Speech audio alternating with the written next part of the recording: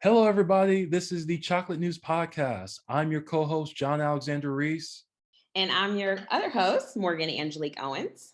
And if you didn't know, the Cincinnati Herald has been around since 1955 and is the leading African-American owned newspaper in the greater Cincinnati area and northern Kentucky area. And today we have with us our digital correspondent, Andria Carter. How's it going, Andria? Fine, John and Morgan. How you doing? I am good. And today we have some special guests with us. We have Representative Catherine Ingram, the state representative for District 32 of the Ohio House of Representatives. How's it going, Catherine? Fabulous, just fabulous. Crazy as ever, but just fabulous. Until we head into our main topics, we're going to dive into some chocolate news. So, Andrea, what's the chocolate news of the week? Well, it's an interesting week that we have for chocolate news. Real quick, this just happened, so I don't have much on it yet, but Supreme Court Justice Stephen Breyer has announced that he's going to retire, which plays into a good favor for Joe Biden, President Joe Biden, so that he'll be able to pick a Supreme Court justice, so to keep at least one seat liberal. But also what's unique about this is that he promised on the campaign trail to appoint a Black woman to the Supreme Court, which has never been done before. So I know all the news entities have been, aghast of this, this last minute retire from Justice Breyer. And now the speculation is who is qualified to be named and be nominated by the White House of what Black woman is going to be an outstanding pick for the Supreme Court. And you know how Black women are. Everyone that has been featured so far in a news report are all outstanding, all creative, all outspoken and staunch supporters of the law and civil rights and people in general. So it's going to be interesting to see what happens and the reaction to whoever's going to be nominated. Also about the Supreme Court is going to be reviewing the affirmative action policies that are instituted at universities across the country. And mainly this came about because of an issue at Harvard University and the University of North Carolina. And it's going to be interesting to see how they take a look at affirmative action. It's already had a little dent in it before by other challenges, but we are going to see how they took a look at it now because, African Americans and Hispanics, well, people of color have all benefited from affirmative action because if this has not been in place, a lot more places would go to students of non-color than students of color. It just helps to level the playing field a little bit. So we're going to see how this goes about and see what decisions can be made. I know the argument's going to come up soon. Actually should be within the next week or two, and then we'll see what happens on that. A little bit of sad news. Regina King's son, Ian, he committed suicide, unfortunately. He was 26. And there were hints of him just giving off a little vibe before he committed suicide, that things were not well. There was something wrong with his thinking process just a little bit. We just didn't know it, unfortunately. Regina King was born in Cincinnati. Then she grew up out in California, but she has family back here. She's back filming the Shirley Chisholm movie here in Cincinnati. And unfortunately now she has to deal with the loss of her son. So, all hearts go out to her, and it's always horrible for a mother to lose her only child. So we just hope over time that she'll be able to deal with the loss of her son right now. Finally, the big news is the Bengals are going to the AFC Championships. Yay! Hey, that's so exciting. I am so happy as a longtime Bengals fan. I'm just doing a little jig, and everything else is just unbelievable that we are not only made it to the playoffs, we are in the championships from the playoffs. We are one game away from going to the Super Bowl. So I am very excited. I know we're going to, unfortunately, play the Kansas City Chiefs, which is another issue. I know within my family, there's going to be a little rivalry because I have family who support the Chiefs. So we won't be family that day. We will be rivals. But anyway, I'm just so excited. I have a new sweatshirt promoting my fandom of the Bengals, and everything else. And it's going to be, but it's interesting to see how everyone has picked up on Joe Burrows and the defense of the Bengals and how everyone's amazed. Oh my God, they can actually play. It's just amazing the sports pundits, how they are just like, oh my God, it's like they discovered a new country. The Bengals, oh my God, they're no longer the Bengals. But anyway, so I'm very excited. What about you, John? Oh yeah, I'm super excited because, I grew up in the 90s and the Bengals were really bad. So it's refreshing to see a new generation take the Bengals to heights they haven't seen ever since the 80s when I think they went to the Super Bowl 2 times. Yeah, actually the last time they went to the Super Bowl was I think 91. I think it was in 90s and 91, and they lost to the Giants. And I was working for a daily newspaper in New Jersey then. So I watched it in the newsroom and hid my embarrassment when they lost because they were playing the Giants, number one. The Giants were huge back then. They're little whimpers now. But anyway, I'm just happy. I don't know how to act. We have a winning team. I don't know. It's a weird feeling. Oh my God. So I don't know how to act. I'm not going to watch the game though, because I feel like if I watch it, I'm going to jinx it. So I will be staying away. Just looking at Google updates on my phone. Oh, I'll be watching. I'll just be in a three-way conversation with my cousins, talking mass stuff about the Kansas City Chiefs and the Bengals, and just going back. And we might be having a texting war throughout the whole game, but I think it's going to be fine. I think the Bengals will prevail and we'll go to the Super Bowl and we won't know what to do with ourselves. So no, but the city's literally going to go insane. And if we win the Super Bowl, it's going to be pure chaos. Oh, I don't know what to do. I mean, Cincinnati won't know what to do with themselves. So. I know that they're trying to get a watch along at Paul Brown Stadium. Unfortunately, that didn't pan out. But you know what? It's fine because people are going to watch from their homes or watch from bars, get that local revenue going, all that good stuff. So, this has been great for the city of Cincinnati. I know a lot of people have been buying a lot of gear, Bengals gear. I've been seeing a lot more Bengals gear all over the place, winter hats and everything. But you know what? I'm just kind of curious. How many people are buying, if they can find it, stuffed Bengal tigers?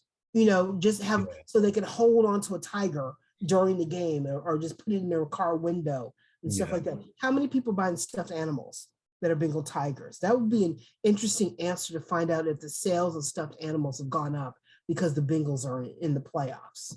Yeah, because you got the Kansas City Chiefs. No, it's a Chief, Imagine.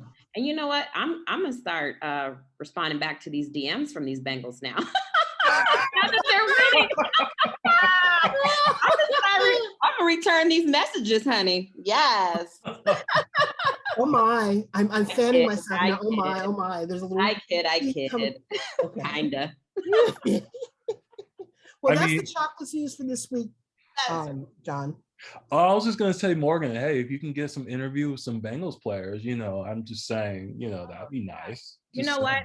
I used to live downtown for 8 years near the Bengals Stadium. So a lot of them were my neighbors. So that was interesting times. Yeah.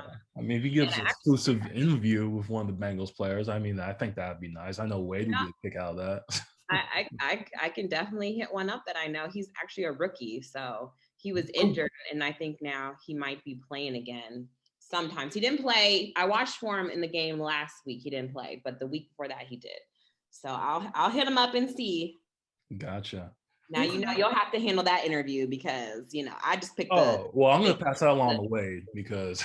Yeah, I just pick the cutest players on the teams and say, okay, I'm gonna go with that team. See, I like your thinking because I got started watching football because of the uniforms. Yeah. So now if just basketball would get with the program, they would have a lot more women watching basketball. Exactly. I'm really for it. I'm with you. I'm sorry, but I'm with you, Soror. I thank you. We all need a little eye candy someplace. So right. That's right. My dad would ask me, he's like, how do you know all these players' names? I'm like, because they're cute. I don't know what positions they play, but I'm here for it. He just shakes his head and walks away. But well, it's the thinking of the woman. It's just like, oh, I like that color. But you know what? I pick them now. I pick the winners from this past weekend based on only thing I don't like was the LA Rams' uniform. I feel like the yellow is too much. I feel like it was like a gold color before, and I was right. I'm like, I don't like that combination. So I thought they were. No, you know what? Never mind. I'm not even going to say it because the Minnesota Vikings are purple. Yes. And I like purple. So yeah. But I could go on and on, but I'm sure John doesn't want to hear all this. No, we could dissect the uniforms another day. Yes, let's. But anyway, good luck to the Bengals in the AFC Championship, and let's hope they win. And once again, who they? And now let's get on with our interview with Catherine Ingram, State Representative for District 32 of the Ohio House of Representatives. Catherine, how are you doing today? I'm doing great, but how dare you bring me on after all of that banter y'all just went through about the Bengals and how good they are now, and oh my God, people are on the bandwagon and buying apparel and all that other stuff. Look, I'm old enough to remember that they were pretty darn good in the early 70s. So I'm just gonna say I don't care about the who they piece. I do want to win on Sunday. So we'll pick that up at another time. I'm going to let y'all ride with whatever y'all just discussed. Definitely. Definitely.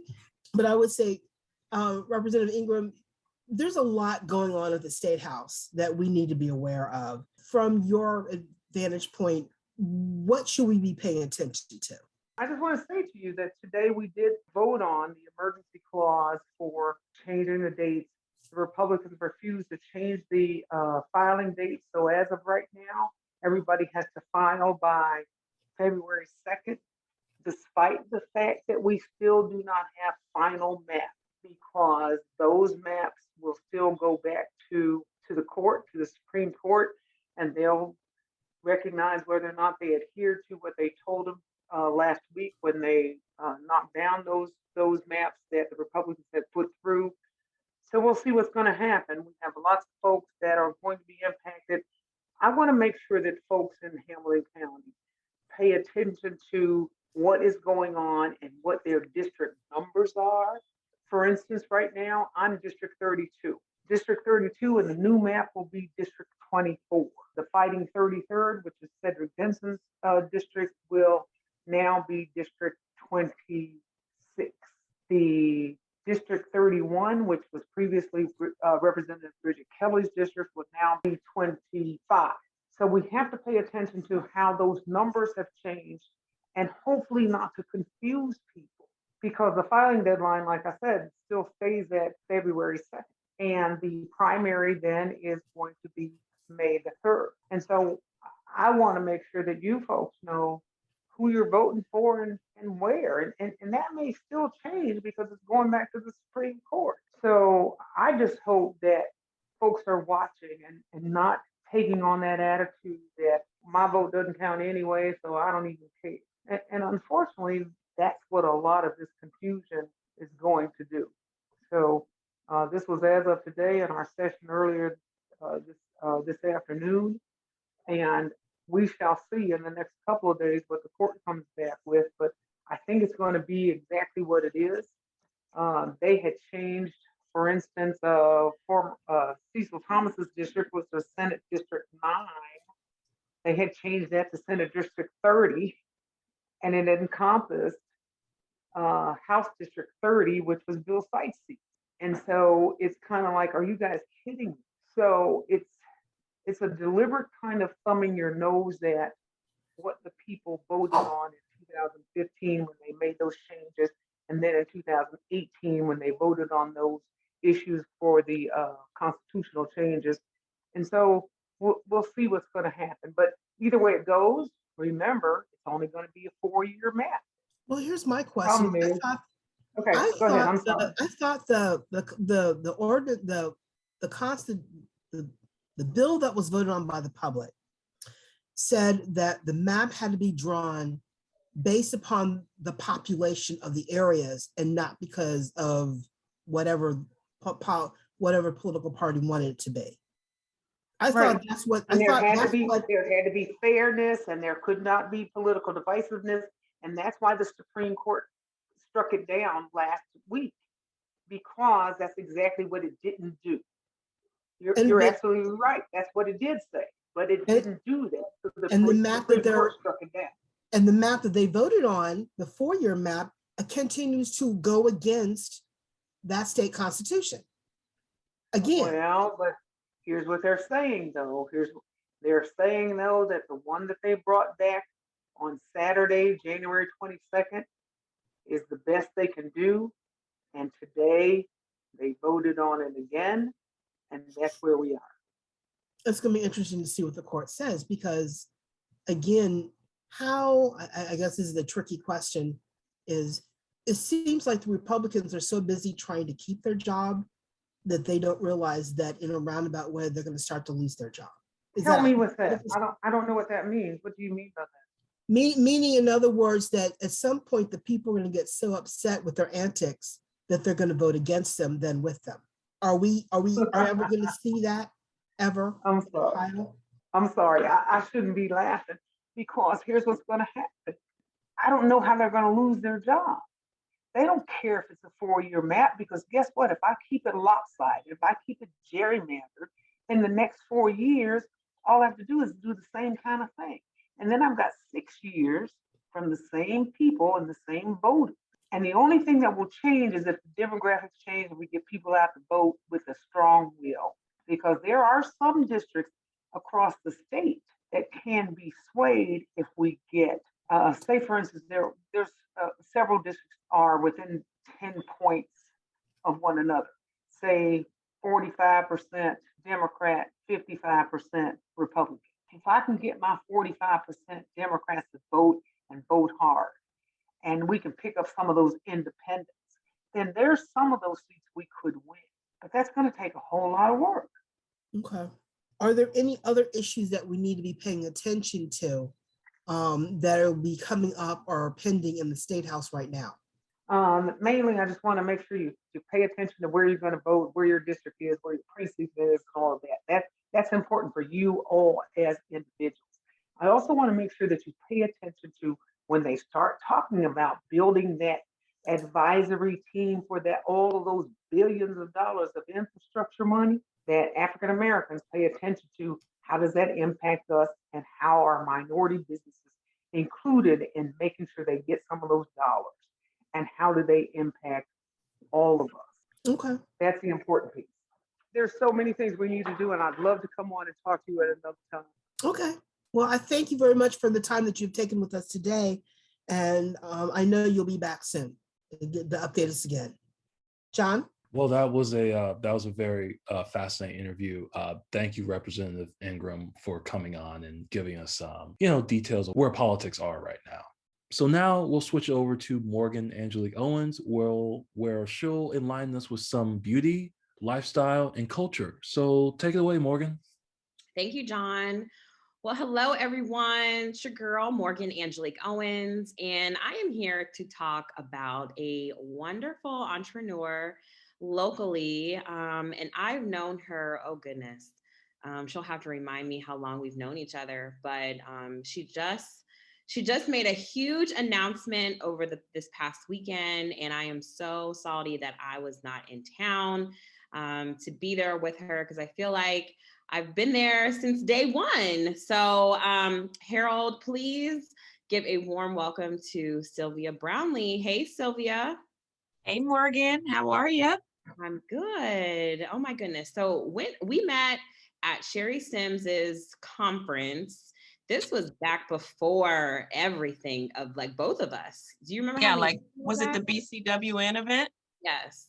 Yeah, I don't know what year that was. It had been like I think 2015. Yeah, it had been, way back. I was still doing curvy cardio. I think I had just did Babes in Business. Were you a speaker? You were a speaker for the first Babes in Business. Yeah. Day one. And we've just connected ever since, worked on some things together. And, do you want to briefly just introduce yourself to the audience? Sure. So I am Sylvia Brownlee, owner of Skin by Brownlee & Co. and founder of Skin by Brownlee & Co. products. I've been a licensed esthetician for almost 27 years and been in business for myself. This coming year in June, it'll be 7 years. Wow. And we focus mainly on acne and hyperpigmentation, helping women increase their confidence and self-esteem. Can you tell us a little bit more about your skincare line? Why did you decide to launch it? Yeah, so when I first started doing skin, working for myself in 2015, I realized that there wasn't enough products of what I needed from one particular line. So like I would have to buy like a little bit of this from one line and then a little bit of that. So I just decided, okay, let me take this into my own hands. And that's where it was Pure Beauty Skin Bar, what now is Skin by Brownlee and Co. after we rebranded. And that's where that was born. So ever since then, it's just been a big asset to my company to be able to have a product line for my clients to be able to use, to explain them exactly how to use the products, and know that every product that they're using would work very well together. We love it. And, you know, I've used your products, love it. I definitely need to re-up. I haven't been in a while. You would slap me on the hand because I haven't had a in so long. I haven't had a real facial in so long. I've been on the grind. So all that traveling, all that working you're doing. I know, but I do drink my water. I do. Okay. I never. Are you applying that sunscreen? I am applying that sunscreen. I never switch my makeup on. Okay. For the plane, I make sure I wash my face or like wipe my face with my face wipes. Even when I went international, I had my little skincare wipes with me. So I've been doing good. Okay, great. Yes. So we want to hear all about this great announcement that you made over the weekend. Can you share with us? Sure. So on Sunday, I announced that 4 of my top selling products are now available on Target.com. Woo! John, you got to insert some like horns. Boom, boom, boom. I can't do it. You got to insert some like club horns, John. I'll get on that. Yes. Sylvia, that is like major. And, you know, my friend Lydia, she had texted me before I left and she was like, yeah, I'm coming into Cincinnati. And I didn't even ask her like why. She's like, I want, see if we can get together. And, I had no idea about your event. I was like, oh man, like I'm going out of town. I got to do a hotel review in Arizona. And then when I saw on social media your announcement, and then I saw on Lydia's page, she was there. I'm like, oh my goodness. Yeah, small world. It is a very small world. She was amazing. The interview, she was such a great interviewer. She's awesome. So how did it go about getting into Target online? It went down in the DM, as they used to say. Target sent me a DM, and I actually thought it was spam, so I didn't open it. But I saw the email address attached, so I responded via email, and it was real. Wow. And so this started last March. I've been working on it since then. And launch was set for January 24th, 2022. Wow. See, that just goes to show you never know who's watching you. Yeah. You never know what impact you're having. So if that's not a confirmation for someone listening that is starting a business to keep going. Use that social media as a tool. That's a free tool to advertise. But also, Sylvia, you have a great brand. You have great branding. You have just a great presence overall. And it's like people think you have to have 1 million followers to make an impact, and you really don't. No. You really don't. So you just have to work hard at what you do and just be good at what you do and believe in what you do. So I am super, super proud of you. And just to watch your journey is just amazing. Thank you. Thank you so much. Yes, we'll have to celebrate. Yes, we definitely will. I'm in town for a little bit, so we'll have to. So, being a Black woman in business and entrepreneur, do you have, what would you tell someone who's listening to this podcast right now, just to give them inspiration to keep going? I would just say, have a plan, write it down, and stick to it. Like, you have to have a goal. You have to have the mindset of, okay, here's what I want to do, and this is what I'm going to do. And I think that's really important. A lot of people will say like, oh, I think I want to do this, or I think I want to do that. And they'll throw ideas out there, but your dream has to be your dream. It can't be you trying to follow someone else's dream. And you have to have a why behind it. And for me, the why was to help women all over the world increase their self-esteem and confidence. And that's what I'm doing. I can see a difference every day when I deal with my clients and their skin is getting clearer and clearer. I can tell the impact it has on them as a person, and allowing them to do whatever it is they want to do, whether they want to start a business, whether they want to show up more on social, or if they just want to be more confident just in their own skin, wherever they're going. And so that's what drives me every day in my brand and my business. Yeah, I love that. And also that I love the fact that you're constantly evolving. You're not scared to switch it up. You started with, one business, and then you pivoted, and then you pivoted again. So, don't be scared to make scared moves, because you never know how that would land. So, we could talk all day, but I have this final question that I always love to ask my guests, and it shouldn't be hard for you. Okay. What top 3 beauty products can't you live without? Sunscreen. Yes. Cleanser. Yes. And so I'm going to go with my retinol, which is my Power A. Okay. Love it. Love it. And of course, your signature red lip. Oh, yes. Oh, so we'll do a bonus one. We'll do a bonus. Got to have that red lip.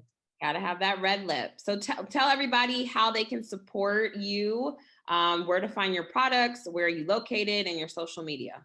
Sure. So you can support us. Our website is www.skinbybrownleeandco.com, as well as all of our social channels are Skin by Brownlee & Co.